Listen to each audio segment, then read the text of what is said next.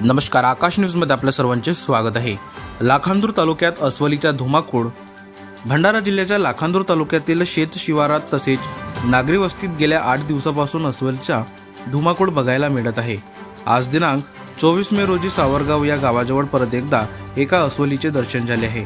ही घटना अनेकांनी आपल्या मोबाईल कॅमेऱ्यात कैद केली आहे। लाखांदूर पवनी मार्गावरील सावरगाव फाटाजवळ सदर अस्वलीचा मुक्त संचार सुरू होते। आज सकाळी पावसाची रिमझिम सुरू असताना सदर अस्वल शेतशिवारात भटकत होते।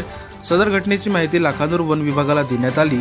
यावेळी लाखांदूर वन परिक्षेत्र अधिकारी चन्ने यांच्या मार्गदर्शनात सदर अस्वलीला तिच्या अधिवासात सोडण्याचे प्रयत्न कर्मचारी करत आहेत। मात्र सदर अस्वल जंगलात न जाता शेतशिवारातच पळ काढत असल्याने वन विभागाची दमछाक होत आहे।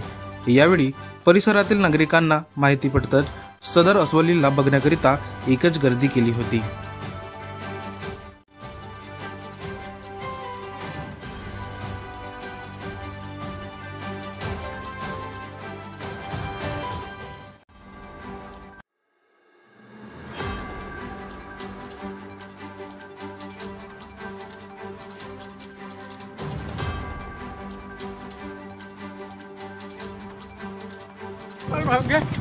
चांगला बनव